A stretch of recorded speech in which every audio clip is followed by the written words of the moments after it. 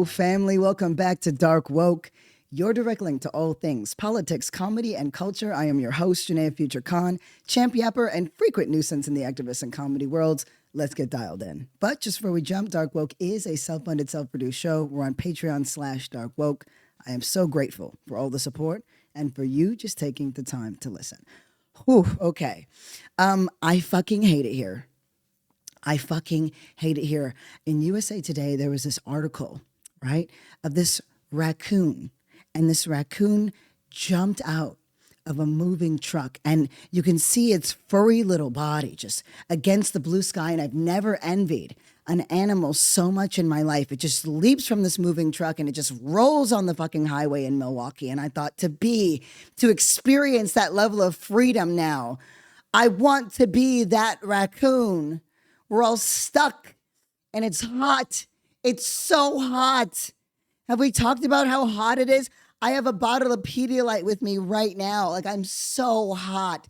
So many hives. And you know, we get a little nuts in the summer. Everybody does, right? Summertime, there's an uptick of violence, an uptick of aggression, an uptick of discomfort. We have rampant, unregulated, unintervened climate change that is just causing massive heat waves, right? So that's great. But then we're also facing World War III, which is my favorite. That's got to be the best thing. That I've been looking forward to this forever. I've just been waiting my whole life to say World War III. Like, can we please be fucking serious? Like, what do we got to do? Right? What do we got to do? This episode, yes, for the record, yesterday's episode, sometimes I forget that I can do part twos. Like, it really doesn't occur to me to break things up. I'm like, we got to get this in so that we can get scaffolding done. So I apologize for the density of yesterday's episode. And also, my hubris, right? I mentioned the need to get things right. And I posted a clip, and thank you to the person who made the comment in Spotify. That was from a 2018 episode of Joe Rogan. So the Joe Rogan clip was from 2018, which, I mean, odd that he used to talk like that, now talks like this. But the truth is, the argument is sound. Like, he definitely has broke on Kilmar, which we know is more recent. But at the same time, they're still not doing any job at all at actually fighting or resisting this presidency. That being said, did I want to take the drama? I think you all know now that there's the version of me that I have to give out in public, right? Especially when I'm on a protest thingy or, trying to create, I don't know, political education. And then there's me, and I have a lot of drama inside. So when I discovered that I had gotten the date of a clip wrong, right? And for the record, I did do some research on it, and there was a lot of people who were saying it was from March 2025. And no, I didn't listen to Grok, even though Grok did say it was March 2025. But then going deeper and deeper and deeper and deeper, did I spend several hours confirming that clip was from 2018? Yes, I did. Yes, I did. Was I then like, oh, I should just kill myself right now? 100%. But then luckily my alarm went off because it was time for me to record the show. So I decided not to because of you. So thank you so much. What are we talking about today? This is a moment I think I want to talk about the level of political violence that we can expect happening all over the world. So we're going to be touching on Gaza, obviously. We're going to be touching on Iran and Israel and Japan and Hiroshima. These things are all connected. They're all connected. And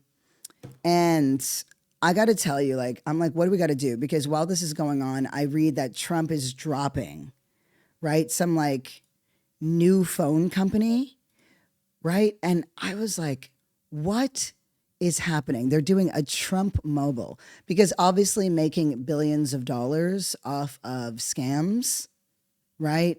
And backdoor dealing, right? Making $600 million off of this, that, or the other, right? Crypto scams and all the other things. Now he's doing a phone company, and his coke-addled son right? Eric Trump, who we all forgot existed, was talking about it online. So I do have that clip because it is as ridiculous as it sounds. But before I play that, right, I want to just name something. There's in our darkest moments, right? When things are the absolute worst, when the cracks really start to show, and there's so many cracks, that's where the light shines through. And in all of the lies and in all the myths and in all the stories that America tells about itself, that it tells the people, the lies that it sells to its masses, truth must break through.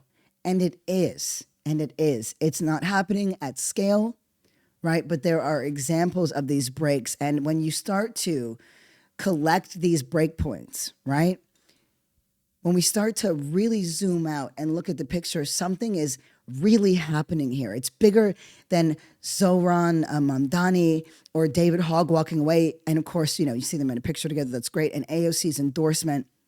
It's having key figures in the labor movement separate from the DNC. There's so many things that are happening here that we're going to touch on, where we can see these moments of light when you have people out here on the street saying, no, this is not okay. When things seem the absolute worst, right? When it feels like we're on our back foot and we've got nothing left to give, right? Or you wonder how much worse could it possibly get?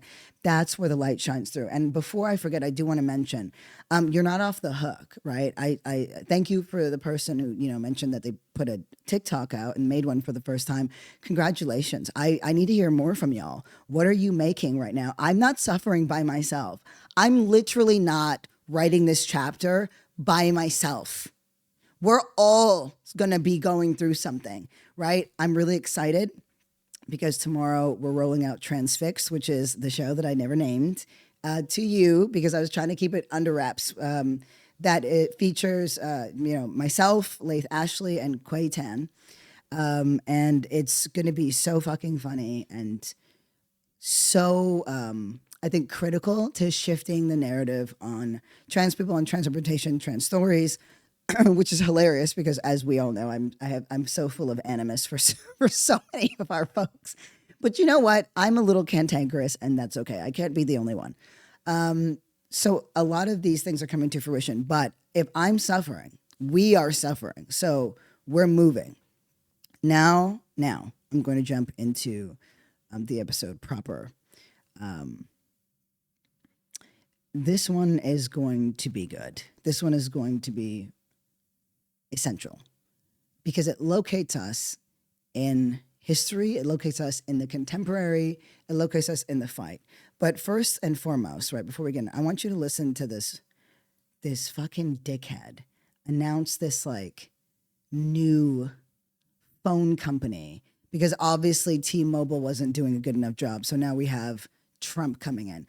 Everything about this is a fucking cash grab, and it's driving me nuts how little anyone cares on the side of MAGA, on the side of the GOP and conservatives. All they've talked about is corruption. The Democrats and their corruption, the Democrats and, how they have stock portfolios and all these things. All of this language that's being used for bullshit, right? And when you actually have the scam gods, nothing. This morning, you've got an announcement on a new phone. Tell me about that and what you're looking to, quote unquote, correct here. Yeah. Well, Maria, more and more we're using technology as a company, right, to correct the problems. Obviously, you can hear it. I mean, you can fucking hear it. He's on so much Adderall. He has blown so many. There's so many lines that this man has done. There's no deviation in his septum. He's a mouth breather at this point. You can hear it. Truth Social was to correct freedom of speech, right? I mean, he lost his throughout the political process. Obviously, crypto, and we got the biggest projects in crypto, was to correct another problem, which is the fact that they were debanking all conservatives. I was the most canceled person probably in the history of the country, and you can't be because nobody remembers that you existed. Do you know what I mean? You can't be the most canceled person in the country when we didn't know that you existed in the first place. Who the fuck is Eric Trump? He feels like a weird clone of the other older one. They're both very, very uncomfortable to look at as people. And now we're doing Trump Mobile, and Trump Mobile is going to revolutionize cell phones, mobile calling. We're going to do it better. We're going to do it safer. We're going to have more functionality, more features. And the coolest thing about all these ventures is we're doing it right here in the United States. You're not calling up call centers in Bangladesh. You're not, We did that because of you. Because of people like you and your globalization plan to make US currency the default currency of the world. You sold out the fucking American people, right? So that some corporate assholes could get fucking rich. And all the dummies that love you keep blaming fucking immigrants and people of color for your fucking cash grabs. You're doing it right out of St. Louis, Missouri, and you're going to have phones that are made right here in the United States of America, and they're going to... Also, I just have to say, right, in a world where across the GOP, right, and I like a man with a receding hairline. I think that men should be like, that's just how I feel about it. I want somebody that's a little ugly, right? Not to say that 1 + 1 = 2 in that case. Those are two separate thoughts, right? I like a receding hairline. I also like a man that's a little ugly. Like make me fear you a little bit, because this testosterone, we're going to be standing off a little bit. We're going to be standing off. We're going to be sussing each other out. Okay. I need to be like, I'm just a little guy. I'm just a little guy. But this man's hairline freaks me the fuck out because it's growing on his forehead like a baby. It's growing into his forehead, and even the sides are just, there's something incredibly oblong about what's going on here. It's unsettling to me. He looks like he's got, like bonobos, like he's got monkey hairline. I don't know what's happening, but all of this is making me uncomfortable. It's going to be cheaper, $47 a month. You're going to have more international dialing for free, hundreds of countries, international dialing for free. It is the biggest bang for the buck, and we're really excited to get into the space. I mean, when you take kind of technology, obviously real estate's always been our bread and butter, but when you take the technology world between the social platforms... I'm enough. I want to be really clear. They're going to take every fucking dollar from any Trump supporter, anyone in their base. They're going to take them for everything that they're worth. This is I'm like, how are you exploiting your base this fucking hard? The shoe wasn't enough. The crypto pump and dumps wasn't enough. Like, what do we got to do to stop World War III at this point? Okay. What's it going to take?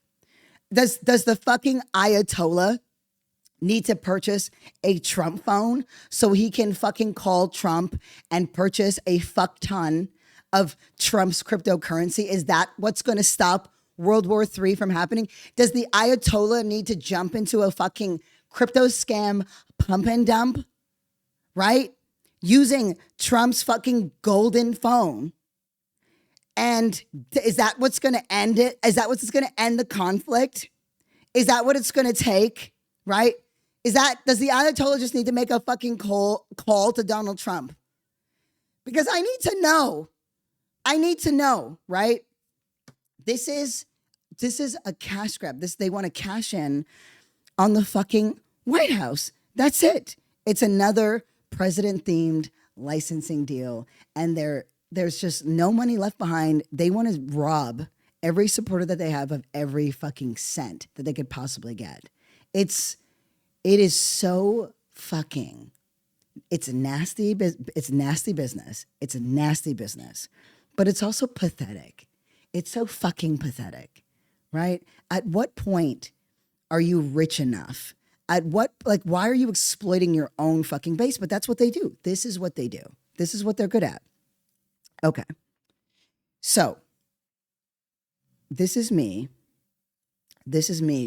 Now, we're gonna land the plane. We're gonna ground down a little bit because this episode has layers, baby. It's got layers. Okay. So first and foremost, why don't we start with an update on what is going on between Iran and Israel? Right.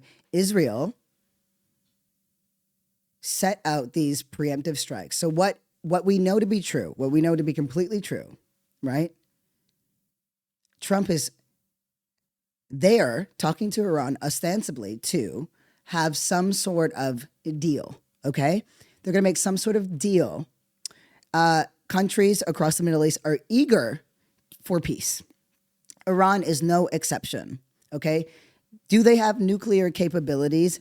Yeah, because nuclear energy is fucking what most countries run on. Does that mean they have a weapons program? No, they do not, okay? And they're at least, you would need a year out with a weapons program to even manufacture a nuclear level threat, okay? So we know that these things, so he's there, and he's there ostensibly to make this, like, broker this deal between Iran and America, right, and Israel. What we didn't know at that time was it was a ruse. Donald Trump and Benjamin Netanyahu had already made an agreement that Netanyahu was going to bomb Iran, and that's exactly what happened. So he lied to everybody. Donald Trump lied to everyone by saying, I'm this peaceful guy. I want peace. We don't want this. We don't want this war. I'm going to go make this simple. And then he says he blames Iran, but that was a lie. He blames Iran. He says Iran didn't want it. We walked away from the deal. That was always the plan from the beginning, from the very fucking beginning. Okay. So Israel does these preemptive strikes. They essentially provoke Iran. Iran responds with, to be honest, an incredible amount of restraint. As they did the last time, right? As they did the last time. But they don't want peace in Israel.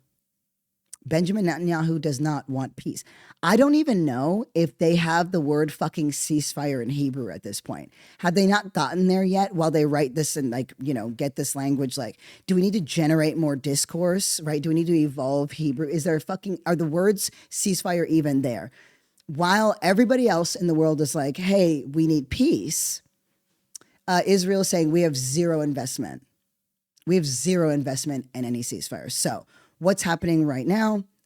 Fresh waves of attack. There's new rounds of attack. About 242 Iranians have died. They have targeted civilian buildings, right? That's what Israel's done. They have targeted streets that are densely populated by civilians, right? This is a country of, like, millions and millions of people. And Tehran alone has a population that's in the millions and millions and millions. We're talking like 10 million people, okay? So there's a lot of people there. How do you make sense, right, of the fact that they bombed a broadcast company? Literally, while somebody was on air, okay? They're on air. They had to leave, and what immediately followed was just an unbelievable amount of smoke. This is getting out of control. It's getting out of control. At the same time, Iran has responded with some might. The Iron Dome is pretty fucking good at destroying rockets and bombs, but it's not perfect, and they've never really been properly tested because they have been bombing and killing and murdering Palestinians who do not have a military, right? Who do not have a military. They're deploying, and Israel is deploying the very same tactics that it's used against Palestinians against Iran, right? Going after broadcasting stations means that you're working to control the narrative. You don't want broadcast companies working, right? You want to kill any leadership that is any kind of threat to you and any kind of threat around peace. You don't want peace. And I want to be clear, this isn't my words. This is what Benjamin Netanyahu himself has said. They have no desire for a ceasefire whatsoever. So as I speak, right, he's probably there by now, I don't know, but Donald Trump left the G7 summit in Canada, where they're supposed to be talking about all these countries and whatever, and bounced, right? He said he was going to work on a kind of deal. And that's why he left. But then when people said that that's why he left, he said, no, that's not why. And then he tweets out on Truth Social, everyone should immediately evacuate Tehran.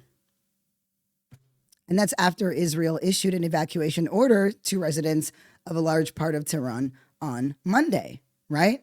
And this is what Trump said. Iran should have signed the deal. I told them to sign. What a shame. What a waste of human life. Simply stated, Iran cannot have a nuclear weapon, right? That's what he said. Oh, and let me amend. Tehran has a population that is around 9 million, right? But I said around 9 million. This is disgusting. I mean, I don't know how else to describe what is happening, but it's disgusting. Now, what is key in this moment is how is it being discussed in the media? How is it being discussed in mainstream news, right? And we're going to tie this back to Palestine because the Intelligencer has a stunning piece. So the Intelligencer, right? It's a offshoot of NY has a stunning piece by Susie Hansen. It's a journalist living in New York. I'm going to direct some of these excerpts because, I mean, I think the world has been desperate for this kind of clarity, this kind of bravery, etc. Okay, but I'm going to first play a video. It's a clip from CNN about what it is like on the ground in Tehran right now. And then I'm going to play for you a clip that is also from CNN that is where a journalist is actually challenging one of these GOP senators that are licking the balls of Donald Trump, those disgusting, very droopy balls, right? Because even though they know that nobody wants this war, nobody wants America to have anything to do with this war, nobody wants America to keep sending billions and billions of dollars to Israel to keep having these wars. And when I say nobody, I mean like rational thinking people, right? There's been a huge break across the right, not in the right ways and not in any way that's led to any kind of action, but there is an ideological break that is happening around the practices of Donald Trump. But his base is still very intact. And so I'll point to those tensions in a moment. But first, here's a clip from what it feels like and sounds like on the ground in Tehran. Screams echo across the ordinary streets of Tehran. The horrors in Iran are harder to find video of, but it's hard to watch when you do. A deputy foreign minister posting... So right there, the horrors in Iran are harder to find. That's right. It was very difficult to find this. There is every attempt by Western media to smother the story, to smother the nuances of the story. We're going through a very pro-Israel, pro-Trump kind of wave across the right. And it makes sense because remember how everybody was like, what Israel is doing to Palestinians is unconscionable. And they started to back away. And you saw that with France, and you saw that with the UK, right? America never, which is what the peace and Intelligencer really eviscerates, right? America is in its presentation of this like powerless country, right? Can't do anything to stop this. Meanwhile, we're bankrolling the entire fucking thing. But it shouldn't be more difficult to find footage about what is happening in Iran, but it's because it's simply not being talked about at scale. There are efforts to suppress these stories. This damage to his ministry, several civilians injured, he said. Israel's defense minister clarified Monday he meant no harm to Tehran's residents when he said earlier the city would burn unless Iran's missiles stop. But many have seen flames already and are fleeing the capital. Nothing like this before in their lifetimes. In the western city of Kermanshah, state media posted images of the intensive Kermanshah is also in Iran. care unit of a hospital damaged. CNN has reached out to the IDF for comment, and it's unclear if anyone was hurt. But numbers Iran's health ministry have given speak of just how wide-scale. Oh, shocking, right? Attack a broadcast company, right? They bombed the broadcast company, Israel, in Iran. They bombed a hospital. and they bomb civilian buildings. Sound familiar? Sounds like the general tactics that Israel deploys against Arab people. The Israeli onslaught has been over 200 dead, 90% civilians since Friday, they said. But each number, its own story. Many from the youth that the West sees as the hope for Iran's post-Ayatollah future. This is Tara Hajmiri, dancing at the dentist, killed alongside her family, said state media. So right there's a video of a little girl dancing, right? And she's on her way to get her teeth cleaned. It's likely a family-owned, dentist little thingy. And she's dead. That's literally what he said. A child was killed. Many women and children were killed. Many young people were killed. Many men were killed. Right? Out of the 224 people killed in Israeli strikes, the vast majority of them have been civilians.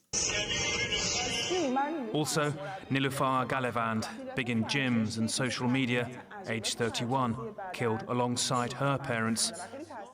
And Pania Abbasi, a poet, age 23, killed with her parents and brother. Her poem, The Extinguished Star, reads, "You and I will come to an end, somewhere. The most beautiful poem in the world falls quiet." Yeah. That,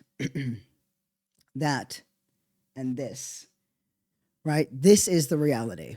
This is the reality of war. It's why we don't want it. And it's not a war that Iran wants. It's one that Israel wants. And it's one that America is ensuring will happen.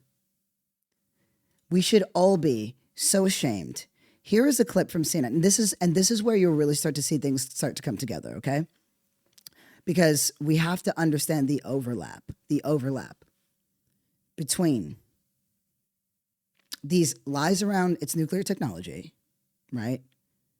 What happened in Hiroshima and the justifications that are still used for that today, and what is going on in Gaza. And Israel and America's relationship to this is central to all of these stories, right? America in of itself, and also America and its relationship to Israel is central to all of these stories. Now, a while ago, in the earlier stages of the episode, I made an episode that extensively went through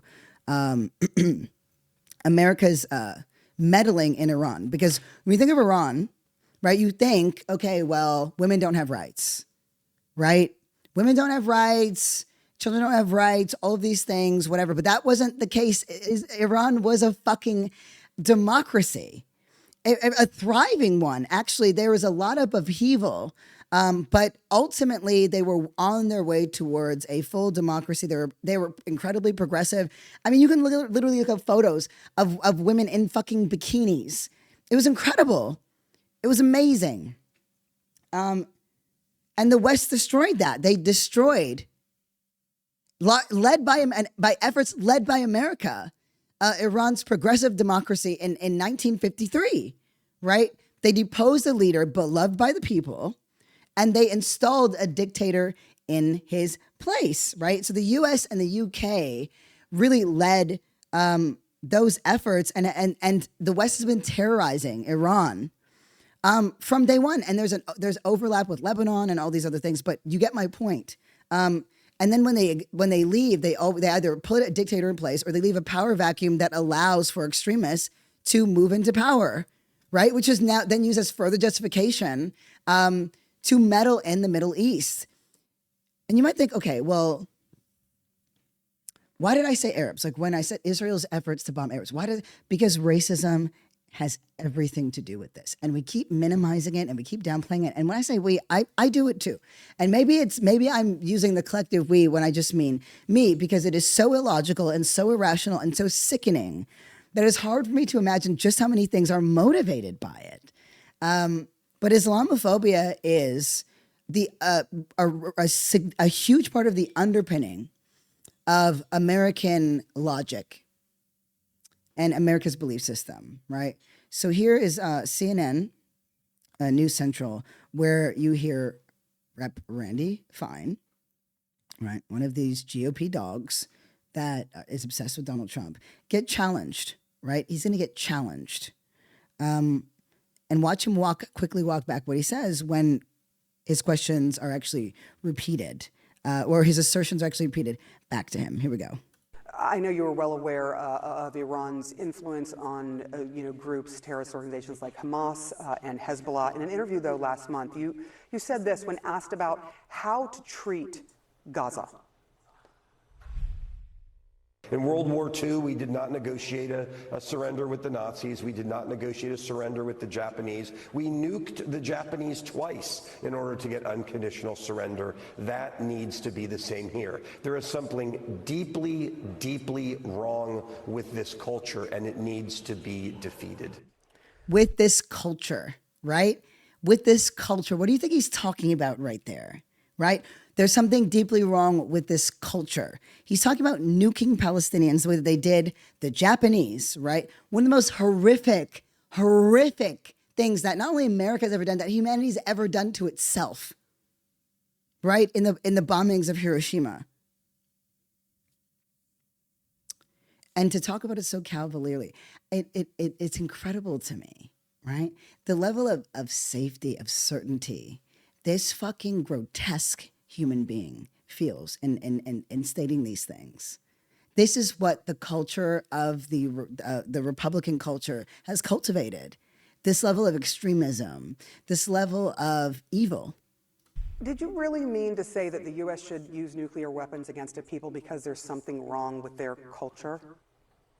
Of course not. What I was saying is that we didn't. He literally said that. Negotiate with evil in World War II. We defeated the Germans. We defeated the Japanese using any means that were necessary. And the same needs to be done in Gaza. Nuking Gaza would be a terrible idea. The fallout would drift into Israel. It would kill the hostages. The point. Oh, that's the reason. Oh, the reason that we shouldn't use nuclear weapons, nuclear bombs on Gazans is because there might be some spillover into fucking Israel. Monstrous. What a fucking sick human being. So sorry to just like default to that, like, that place. But I mean, even hearing this for the second or third time today, I can hardly wrap my mind around this. Like, how is this not the Palpatine Empire? How is this not? Point that I was making was, but you're not worried about it sit down killing, and say, for example, women and children in Gaza who, the innocents? I think war is a messy thing, and I think that when you defeat evil, How easy is it to say war is a messy thing, right? From your lofty perch, right? From your lofty perch in fucking Florida, where they have made it legal now to run down protesters, right? This is the America this is the logic, right? This is the logic of a very certain subset of America.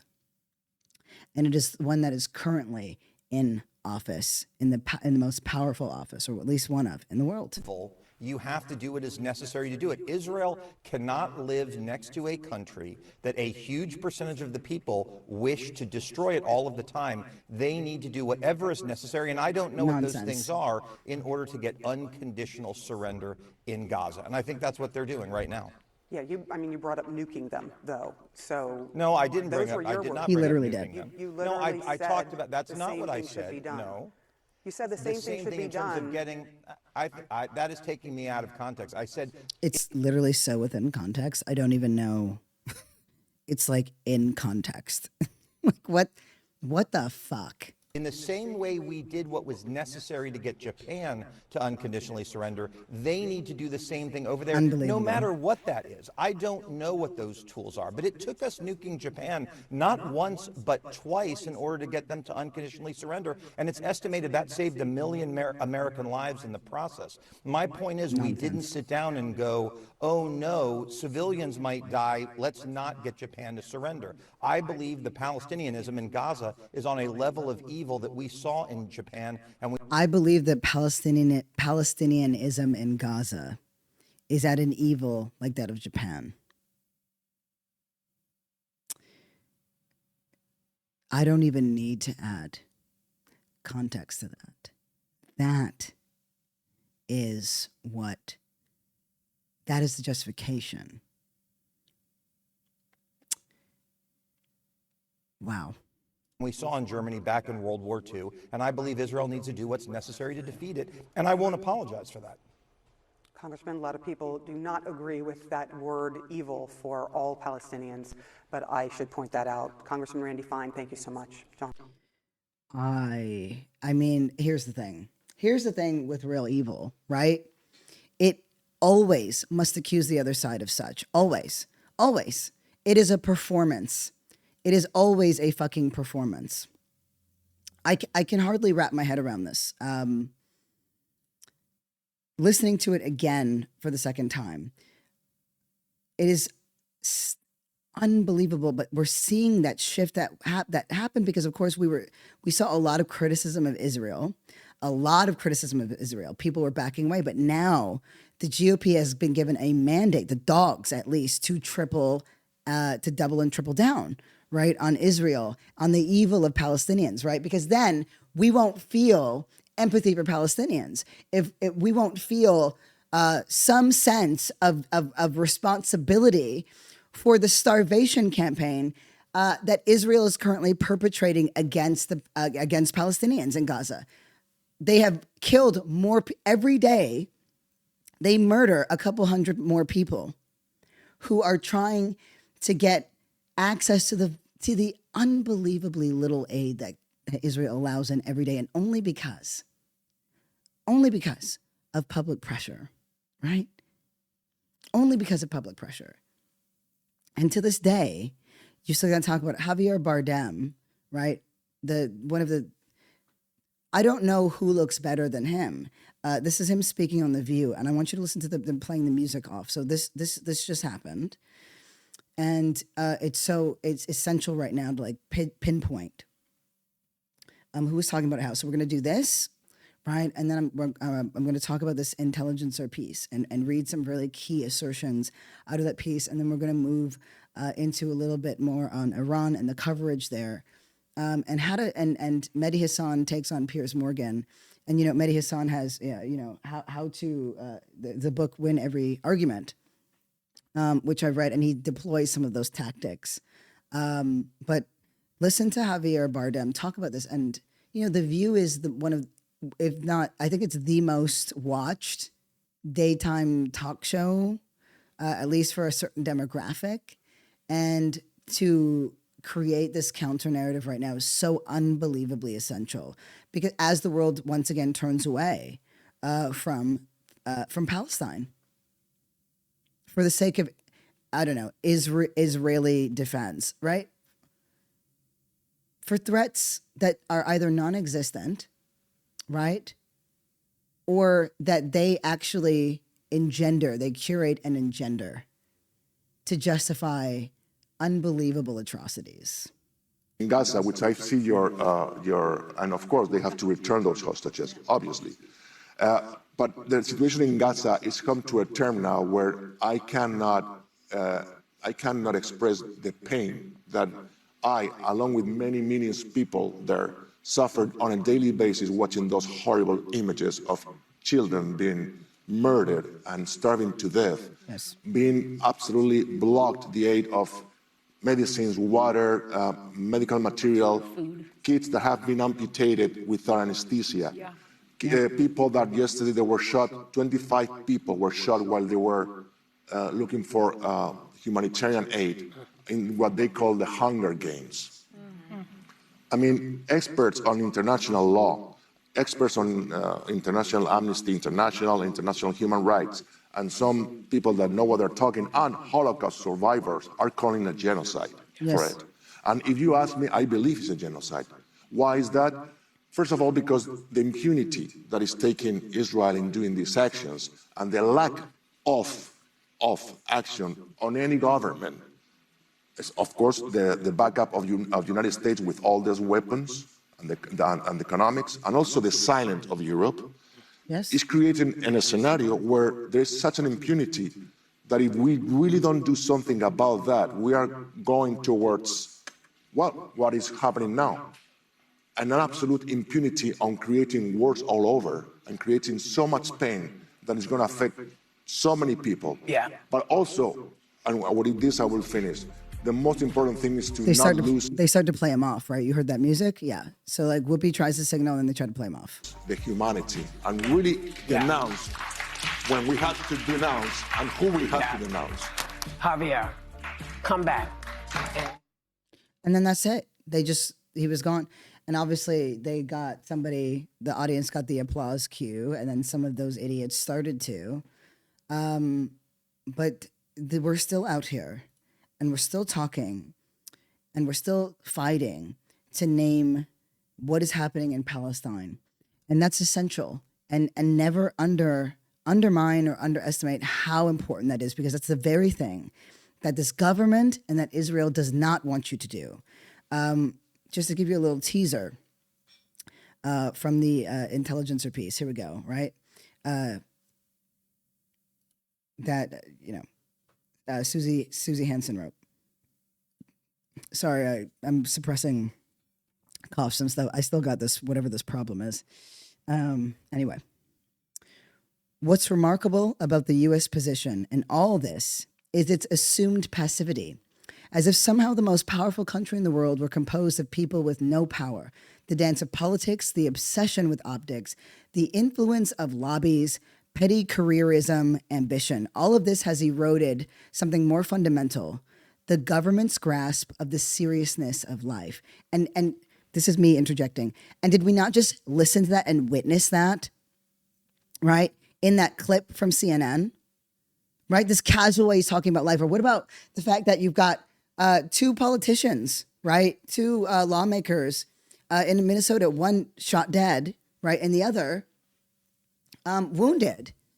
And immediately the right turns this into some sort of joke about Marxists and then try to say that the guy who shot them was a Democrat. This is a guy who went to a workshop on Christian nationalism, who was his roommate has said he would be so offended if any of you called him a Democrat. That is not what he was, right? But this is like the normalization of violence, the celebration of it. It's disgusting. Again, I want to say that the government's this has eroded something even more fundamental, the government's grasp of the seriousness of life. Okay, now I'll continue the quote. It has also destroyed any semblance of accountability. Elite impunity is the sole remaining area of bipartisan consensus, said Matt Duss, Bernie Sanders' former foreign policy chief and the executive vice president of the Center for International Policy. They understand that whatever they do, it's not really going to hurt them because, Donald Rumsfeld died in his bed, and that's it. They truly feel that none of these policies that they put out, none of the violence that they engender, none of the lies that they sell to the public, or even in the case of the Democrats who don't do enough in the face of fascism, they all feel so confident about the fact that it won't touch them because it touches us, because it impacts us and it kills us. And the shift around lawmakers somehow is still not setting the alarm bells off. But again, how do you frame violence in a country that was totally fine with its own children, its own populace being murdered because they have more allegiance to AR-15s and automatic rifles than they do their own fucking progeny, their own fucking offspring, their own fucking babies? I'm going to read a couple other quotes from this Intelligencer article, and it's called Crimes of the Century, How Israel, with the help of the U.S., broke not only Gaza, but the foundations of humanitarian law. Here's a quote, right? There are no longer words to capture the horrors taking place in the Gaza Strip has long been said and felt. But then a video like Abu Toha's appears, clarifying how extreme and otherworldly this catastrophe has become, right? And that is a video by a Palestinian poet. And, he's won a Pulitzer Prize as a contributor to the New Yorker. So that's something that you can look up if you want to. But please just accept the explanation in the article. I'll go on, right? In the 1980s, the American philosopher Edith Whitegrod recognized that the Holocaust and Hiroshima and other crises in which huge numbers of people had died required a new language. In her 1985 book, Spirit in the Ashes, she called them death events. That is, to me, that's where we are now. The language that we have simply cannot capture the level of violence that has become normalized, the level of violence that we can anticipate and expect, and the level of violence that we have been made to bear witness to or forced to endure, right? Death events seems appropriate. I'll go on. These, she wrote, could be large-scale bombing campaigns, forced famines, or deportations. Most important, these man-made events were collective global experiences and involved the shared knowledge that people have made the extinction of mankind possible. In some cases, these events gave rise to something she called the death world, which had the imagined conditions of death, conferring upon their inhabitants the status of the living dead. Weichgert had the Nazi camps in mind. Today, the death world we know is Gaza. So this was written in 1985, right? This is written in 1985. Think about the technology, the advancements in technology, something that I'm writing about in this chapter on Palestine, right? Because I have named and articulated over and over again on the show, in the real world, online, right, that Israel is the most sophisticated apartheid system in the world, right? It is the most sophisticated apartheid regime. It has learned from every other extinction level event, every other, death event. And a perfect example, there was a checkpoint that we had to go through, right, when I was there in 2016. And in order to access Al-Aqsa Mosque, which is the most holy site for Muslims in the region, you had to go through this checkpoint. You could not just walk through to access this holy site. And one of our crew, who was Palestinian, he had a passport that was from East Jerusalem. He was not allowed to go through the checkpoint.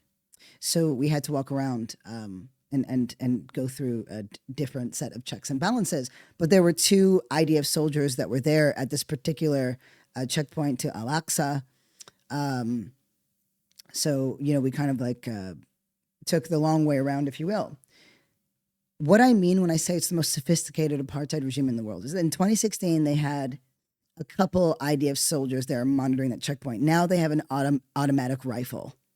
They don't even need people there anymore. They don't need the IDF there anymore. It is an automatic rifle that is run by AI and monitored by somebody offsite.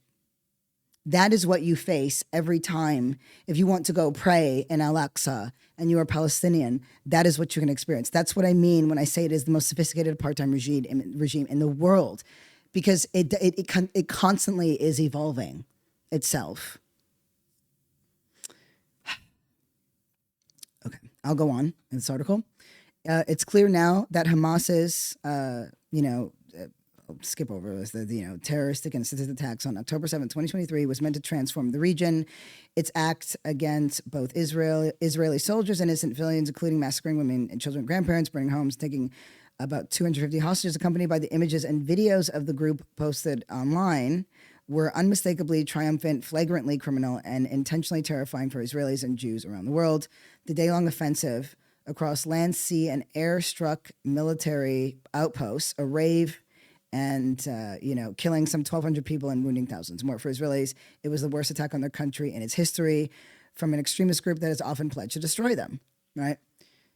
The events on October 7th, for anybody who was paying attention, were inevitable because violence begets violence. To this day, a lot of pro-Zionist and Jewish extremist folks, and even some who are liberal and Zionists, will say that is the largest event, of killing Jewish people since the Holocaust, which is true. You look at 1,200 people, right? It's still not as many Palestinians who were killed in 48 or, in 57 or in the 60s. It goes on and on and on. Experts warned that Israel's war crimes that were crimes against humanity. This is before October 7th, right? and genocide, its conditions of genocide, could only lead to this. There were so many Israelis that were terribly concerned about this, right? And they kept saying, this is going to happen. This is going to happen. We have got to stop this. And government officials like Benjamin Netanyahu refused to listen, simply refused to listen, right? The Israeli genocide scholar Raz Segal had called, I'm back to the article now, had called it a genocide by October 15th, 8 days after it began, right? So, sorry, I'll go back. That day was so vivid and enormous, it's difficult to remember now, almost 2 years later, that expert warnings of Israel's war crimes, crimes against humanity, and genocide came as early as 1 week into its retaliatory campaign. So that means what they're saying is that within the week, right, the immediate week following the October 7th attacks, that alone captured what could be called a genocide. So here we go. The Israeli genocide scholar Raz Segal had called it a genocide by October 15th, 8 days after it began. 800 genocide scholars signed a letter warning of genocide soon after. By early November, the Israelis had reportedly struck in the vicinities of Al-Shifa Hospital, so shocking at the time, the Turkish Palestinian Friendship Hospital, and the Al-Quds and Indonesian hospitals, and a third of all hospitals and health clinics had closed. In the first 7 weeks alone, Israel unleashed 30,000 munitions on Gaza, which the New York Times wrote was, quote, one of the most intense bombing campaigns in contemporary warfare, unquote. I'll go on. Right. By December, Israel had killed 20,000 people, according to the Gaza Health Ministry, including 8,000 children, 60 journalists, and 130 aid workers. Photos emerged of naked prisoners tied up and piled in the backs of trucks. Right. That was when South Africa brought its case of genocide against Israel to the International Court of Justice soon after the ICJ determined there were plausible merits to the case and ordered Israel to take measures to prevent a genocide. Right. And again, the premise of this article is around the complete breaking of humanitarian law, right? International humanitarian law. Humanitarian beliefs, practices. It is a rare thing that I find myself compelled to quote an article in its entirety, but so well is it articulated. So essential is this piece right now, okay? So the next month, so that was in December, so the next month, the U.S. and other countries stopped funding the UN Relief and Works Agency. So that was the UNRWA, right? Which practically serves as Gaza's government in providing public services over allegations that 12 of the UNRWA's 30,000 employees were involved in the October 7th attack. In March 2024, news came that newborns were dying of malnutrition. By April, it was known that Israel was relying on often faulty artificial intelligence to identify targets on the ground and was depriving Gaza of food. This is a year ago. The U.S., evidently unable to persuade its Israeli partners to exhibit humane behavior, began airdropping food and ultimately built a pier to transport aid, but it was swept out to sea. That spring, Israel announced it would attack Rafah, right? To which 1 million people had fled. And I want to be clear right now, Rafah has been flattened, right? Along with Ramallah. This was part of a pattern in which the Israelis dropped leaflets and posted confusing orders online for thousands of people to, quote, evacuate their homes to another area, often described as a safe zone, which they would also then bomb. President Joe Biden withheld a shipment of 2,000-pound bombs and warned the Israelis not to attack Rafah, but they bombed it anyway. In May, the International Criminal Court announced applications for arrest warrants for the leaders of both Hamas and Israel. In July, Israel dropped 8 2,000-pound bombs on the southern coastal region of Al-Mawasi, which was supposed to be a safe zone. The weapons killed 90 people and injured 300, according to the Gaza Health Ministry. And of course, all of these numbers are lower than they actually are, right? These are only the numbers that could be confirmed. You can't remove thousands of pounds of rubble to count the fucking bodies. There was always more. That summer, doctors returned from Gaza speaking of snipers shooting toddlers in the head. No toddler gets shot twice by mistake, Dr. Mark Perlmutter, an orthopedic surgeon from North Carolina, told the media. In 30 years working in conflict zones, he had never seen children who had been incinerated or shredded the way they were in Gaza. Of 70 people every hour coming into the hospital, he said 40 are going to be children. I've never seen that before.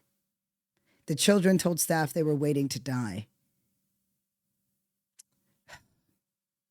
Jesus Christ.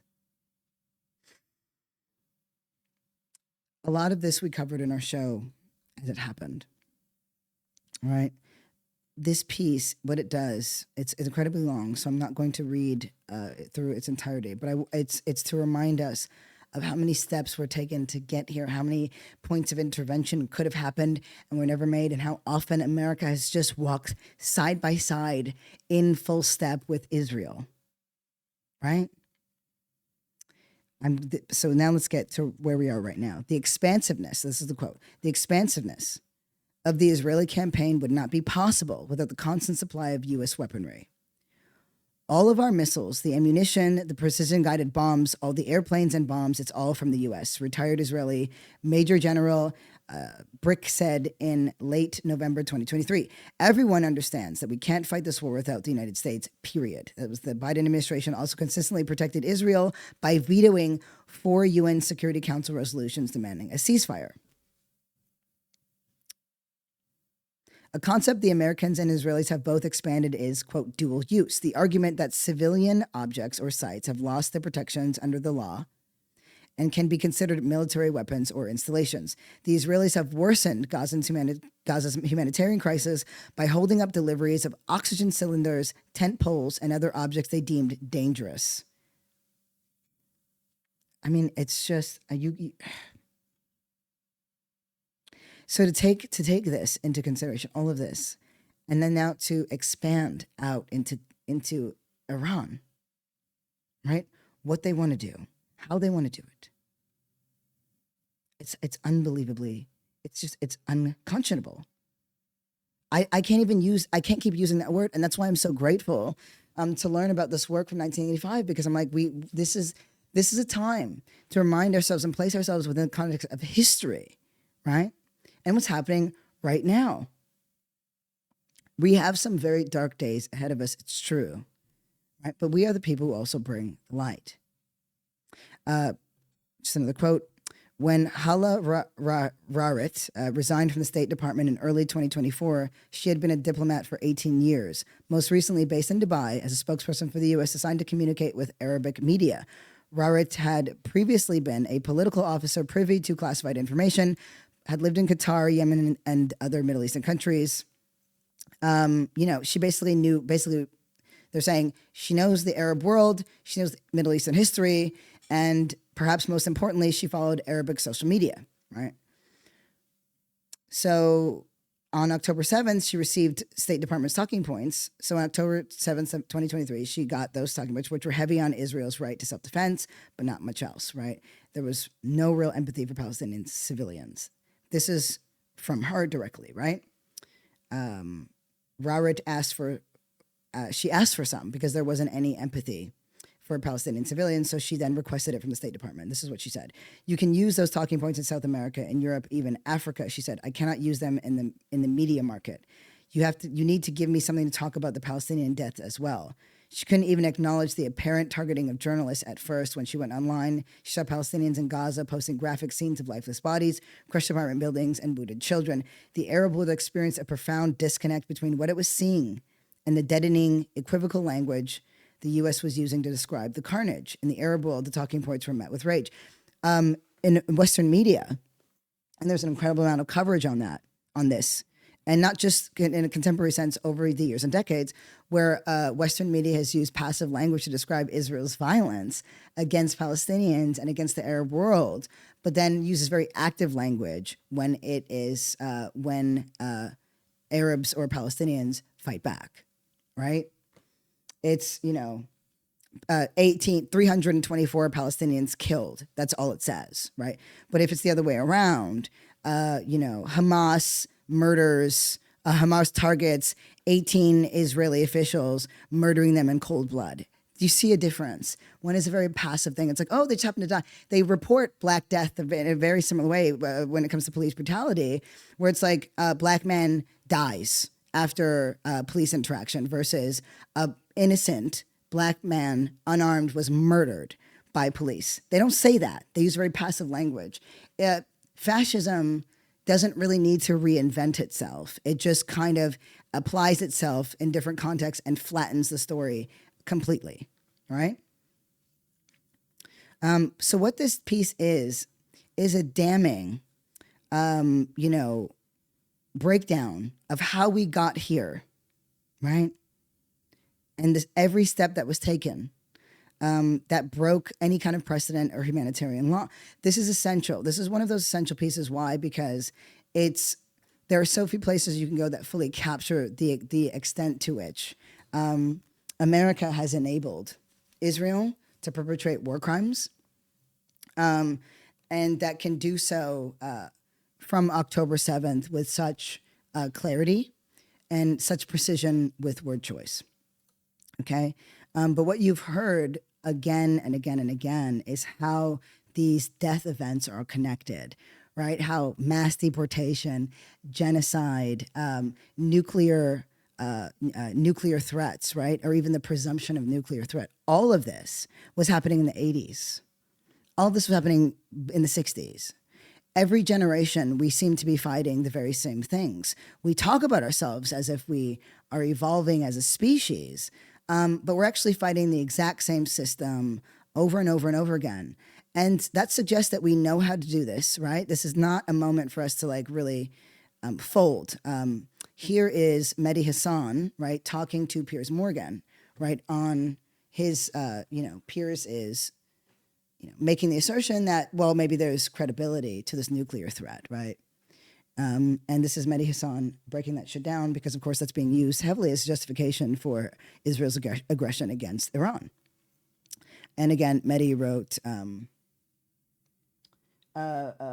Win Every Argument, and you will hear him demonstrate some of these, some of the skill set that he's amassed in this back and forth. 60% enrichment of uranium. It's the next stage that somebody who wants to create a nuclear bomb, right? So imminent, look, what do I mean by imminent? As I said in the panel, it can be weeks, months, a year, whatever, but they've reached a stage of enrichment. Piers. But they have the capability to take it to another stage and create a bomb. Yes. So let's find more agreement between us. I agree. That is capability, right? They have enough highly enriched uranium to build up to 9 bombs, I believe. They have 400 kilograms of uranium. So right there, right? One of the first step in winning every argument is understanding your audience, understanding who you're talking to, understanding what assertions they're making, right? So in this regard, he at first he contests. He's contesting. He's trying to interject. Piers is pushing the point. So what does he say? He says, I agree with you that this is true. Now you'll start to see him absorb the argument and fold it in. Imminent threat if it's in the wrong hands, right? We can agree on that. No, it's not. No, but why not? No, because unfortunately having a civil nuclear program is totally fine. Having enriched uranium is fine. The issue is if you weaponize it and have a weapons program. So right there, right? When you he said, I agree with you on this. That's going to open the person up, right? But then he's reframing it. So he's absorbing the argument. He's saying, you're saying that they have nuclear capability.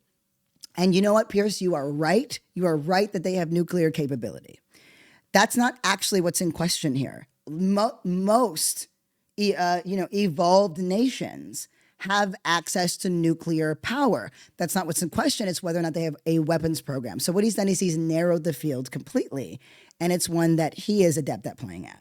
And Tulsi Gabbard, no friend of radical Islam, Donald Trump's director of national intelligence, said in March that the U.S. intelligence community's consensus view is that Iran is not building a nuclear weapon, does not have a nuclear weapon, has not authorized a nuclear weapons program. The IAEA appears...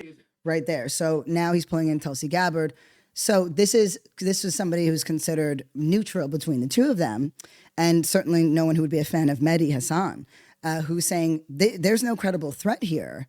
to bolster his argument. In that report, you must have seen the line in their summary, said there are no credible indications of an ongoing, undeclared, structured nuclear program. Even the IAEA says there's no nuclear weapons program. Their boss, the IAEA chief, Pierce, said last week, you cannot attack nuclear facilities in Iran. So, no, it's not an imminent threat. And under international law, Pierce, this is the key point.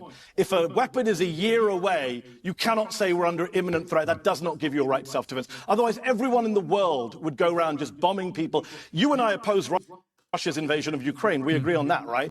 Okay, so a couple of things right there, right? Right at that point where he said, you know, otherwise everybody else in the world would be bombing, that right there won the argument, right? It was a reminder of how many other countries in the world have nuclear technology. And there's a reason why we're not fucking bombing the shit out of each other all the time whenever we feel like it. And it's because there are checks and balances on it. He's again pushed the fact that there's no credible fucking threat. And now he's doing a shift. So what he's about to do when he brings up Russia and Ukraine, he says, we agree on that, don't we, Piers? And you notice he keeps using his name. That is another strategy. It's disarming. It suggests, a sense of ease and a rapport versus we're having this really aggressive debate that's contentious, right? I will say somebody's name constantly because it also reminds them of my humanity, right? That I'm not some weird threat, that you're not being undermined unless, you are.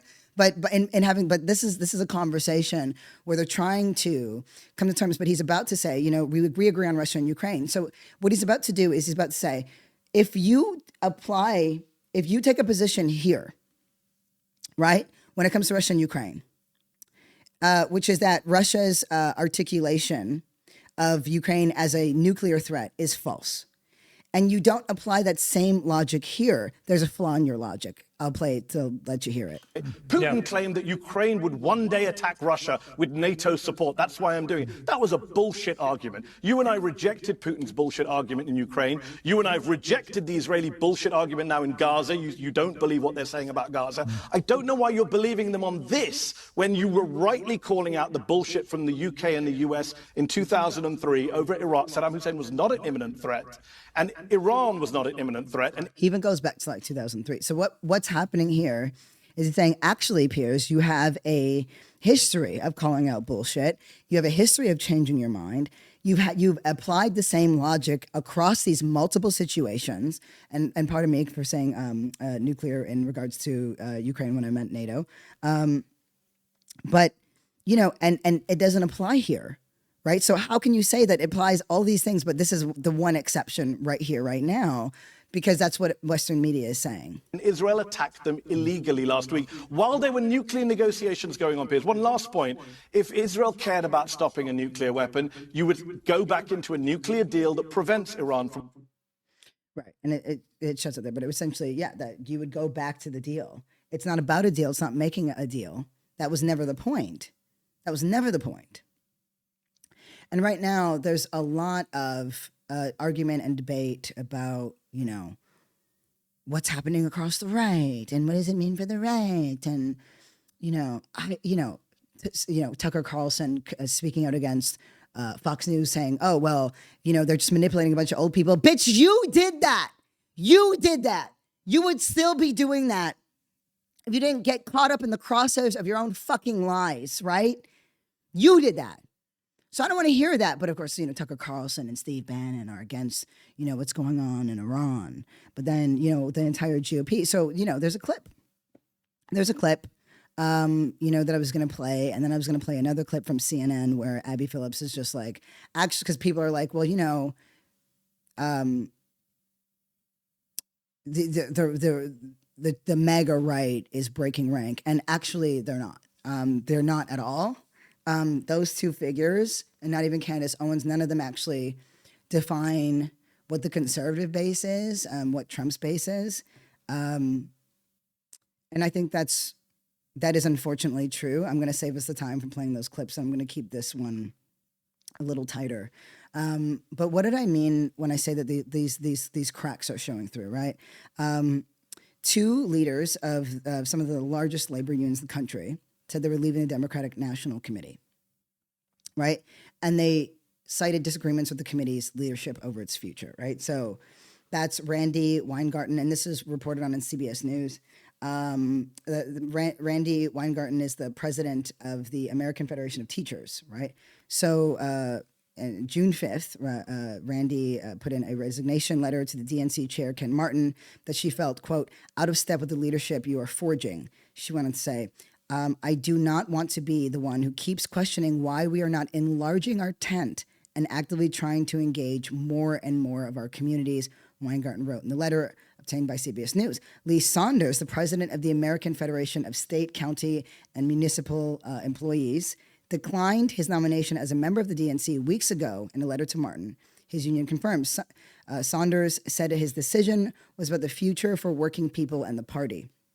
These are new times. They demand new strategies, new thinking, and a renewed way of fighting for the values we hold dear. We must evolve to meet the urgency of this moment. This is not the time to close ranks or turn inward, Saunders said in the statement. Their two unions represent a combined membership of just over 3 million. And again, this departure, right? Their departures are coming after the internal controversy with David Hogg, who basically had a very fair position, which is if you are a shitheel Democrat, and it's a primary, and you're sitting incumbent in a primary season, we should have some an insurgent Democrat should be able to run against you, and they lost their shit. If we're reaching a point where everybody is so clear on what needs to happen, and the more and more people become clear, the stronger our base becomes. The more clarity we get, the more opportunity. Things are happening. A fucking billionaire was killed by a bee sting in his mouth at a polo match. I don't even know how that's fucking true. I just know that it is because I verified that story. It happened. And I'm like, I don't know. The bees, the orcas, is something fucking happening here? You know, I'm not gonna, obviously that's like a rough way to go, right? It's a rough way to go, but his name's Sunjay Kapoor. And I'm like, could we get it a little closer to home? And again, that's like a rough way to go. But I'm like, was that a dark joke? I'm okay with it. You know what? Who's in a good place right now? Who is in a good place? Who's doing well? Tell me. Because again, I'm so fucking hot all the time. I'm fucking hot, but there's there are lights that are shining through this crack, and the brighter we get, the easier it is for us to find each other. The harder we fight, the more we fight, the more we win. Some things are happening, and most importantly, we can't fight. We cannot stop the fight, and we won't. We won't. We are not single issue people. We are capable of holding multiple things at once. There's shift that's happening. It's in its nascent stages. It's early, but I feel it. And I want to end on this one clip because it's been doing the rounds. And I think this is important. Oops, sorry. So I love a Mark Ruffalo. I love a Mark Ruffalo. But this clip has been doing the rounds. And I did want to just name how important it is for us to not fall into a useless debate, but also to not accept the flatlining of history. So here's Mark Ruffalo, and he's, just talking to either a fan or a reporter. I can't tell these days. Made this place. And unless you're a Native American or a Mexican, you're an immigrant. We made this. And he's talking to a black woman saying this. Thank you so much. I know you've been dying to get back out there with everyone, so I'm going to let you go. So, what he said was, we built this place, and unless you're a Native or an American, you're an immigrant. That would come as a shock to black Americans, I'm sure, who literally built America on, it was stolen labor and stolen land. They stole land from the indigenous populations here, right? And then used stolen Africans to build out not just the land into something usable and livable for their own financial gain, but it created the actual capital in America, period. That's why it's called racial capital. The wealth of America that started in its chattel slavery, that moved from tobacco to cotton. And I mean, even the White House itself was built by enslaved Africans. So to suggest both that this country was built by immigrants is, I think, a flatlining of history, and B, to suggest that anybody here is an immigrant, when you have Black Americans who have been here for, for as long as America has existed, essentially. It causes unnecessary tension. I think that we have to be more principled than like jumping on this. I'm sure if somebody said to Mark Ruffalo, hey, he'd be like, holy fuck, my bad. But there is a way that we have to make sure that this like sort of a lefty movement, which we do need, we need a full movement across the left, doesn't do that thing it does, which is really stupid and annoying, which is like try to erase racism as a problem. I think we also have to be principled enough not to allow the reality of racism and these very low-level betrayals to break us up. Because there are a lot of bots right now, an unbelievable amount of fucking bots that are telling Black Americans like, oh, you know, this is not your fight, and da da da da da da. And, you know, I wrote that piece on dry protesting, and that made sense at the time that I wrote it. It doesn't make sense now. When I'm out on the streets, I'm seeing Black folks out on the streets too. You know, this is not the time, you know, for people, you know, oh, Black people to the front, migrants to the front, trans people to the front. No, everybody to the motherfucking front. Everybody to the fucking front. I don't need anybody standing behind me. We need to be walking side by side, shoulder to shoulder. That's how you fight fucking fascism, right? It's expertise and experience, but point blank period, expertise takes precedent. That's what we need right now. That's what we're lacking, you know, across the board. So consequently, no, sorry for that horrible callback.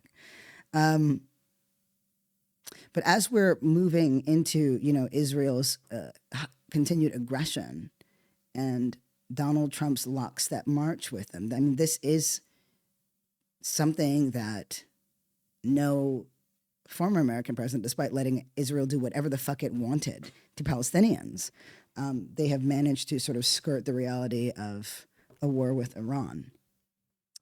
There is a massive cash incentive here. I don't exactly know what it is, but that much feels obvious because that's what motivates these fascist dogs. So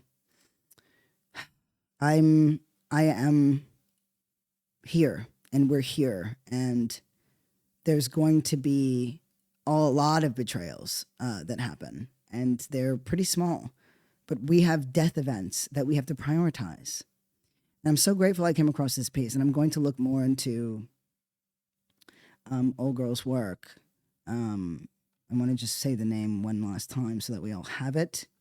This is me scrolling back up. It's such a long but good piece. And to all my babies that are out there being like, oh, okay, you know, I can't concentrate. I was like, this is a good piece to read a bit, walk away, read a bit, walk away. But it's Spirit in the Ashes, okay? And it's Edith Whitescrod. Listen, if somebody knows how to fucking say that last name, hit me, okay? People had sauce back then. That's a gangster-ass last name. Okay. I need to go take some NyQuil and fight off whatever this thing is. And I want to know about these things that you've created, comments, you know, email, whatever.